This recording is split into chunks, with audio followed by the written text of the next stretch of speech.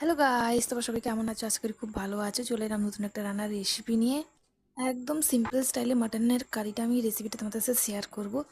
আমি মাটনটাকে ম্যারিনেট করে নেব নুন, পরিমাণ মতো হলুদ আর সর্ষের তেল দিয়ে। আর এখানে আমি আদা রসুনের পেস্ট আলাদা আলাদা করে রেখেছি, তোমরা চাইলে একসাথে পেস্ট করতে পারো।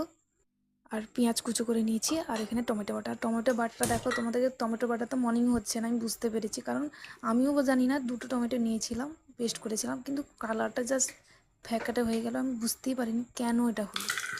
প্রেসার কুকারেই আজকে রান্নাটা করা হবে। আর বিশেষ কথা, আজকে আমি রান্নাটা আমি করছি না, স্পেশাল একজন করছে। আর সেটাতে তো একদম সিম্পলভাবে রান্নাটা হচ্ছে। গরম হতেই শুকনো লঙ্কা, এলাচ আর লবঙ্গ দেওয়া হয়েছিল, আর তেজপাতা। আর কিছু খাড়া মশলা দেওয়া হয়নি, যেমন দারচিনি, স্টার ফুলগুলো কিছু দেওয়া হয়নি। তারপরে পেঁয়াজ দেওয়া হয়েছিল।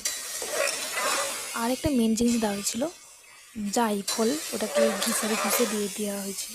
তো ওটা আমি বলতে ভুলে গেছিলাম, তার জন্য সরি। এখানে পেঁয়াজটাকে ভালো করে ভেজে নিতে হবে, মশলাটাকে ভালো করে নাড়াচাড়া করে নেওয়া হচ্ছে। ভালো করে নাড়াচাড়া করে এই তোমার দিয়ে দেবো একটু জল। ওই পেস্ট করে রেখেছিলাম টমেটোর পেস্ট, ওইটা ধুয়ে একটু জলটা দিয়ে দেওয়া হয়েছে। আর তারপর জলটা একটু ফুটে এলে, মশলাটা একটু কষিয়ে না হলে, তারপর দিয়ে দিতে হবে মাটন। আর মাটন দেওয়ার পর একটু ভালো করে কষাতে হবে,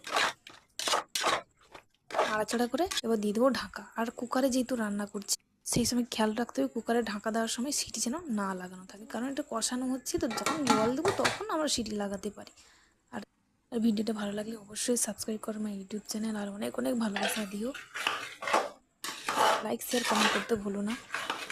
আজকে আমি রান্নাটা কেন করছি না সেটা তোমাদেরকে অবশ্যই আমি জানাই কারণ মাটন কোনোদিনও আমি খেতাম না, আর রান্নাও করতাম না, কারণ সেরকম কোনোদিন মাটন আসতেও না, আর রান্নাও হতো না, আর সেভাবে শেখাও হয়নি। কারণ মাটন ভালো করে রান্না করলে স্মেল হয়, আর খাওয়াও যায় না। আমি জানি না তোমরা এটাতে এগ্রি করবে কিনা, যে মাটন ভালো করে রান্না না করলে একটা স্মেল থাকে। তোমরা বেশি যারা রান্না করে নতুন, তারাই অবশ্যই কমেন্ট করে জানাও যে আমি যেটা বলছি ঠিক কি ভুল বলছি।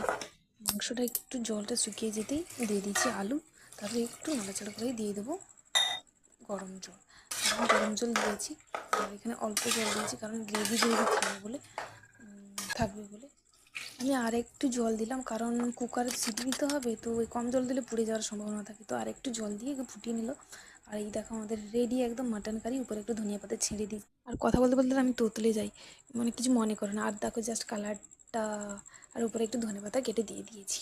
আর প্রচুর গ্রেভি হয়েছে। আর দেখো, ভিডিওটা ভালো লাগলে অবশ্যই সাবস্ক্রাইব করো। আর টাটা, বাই বাই।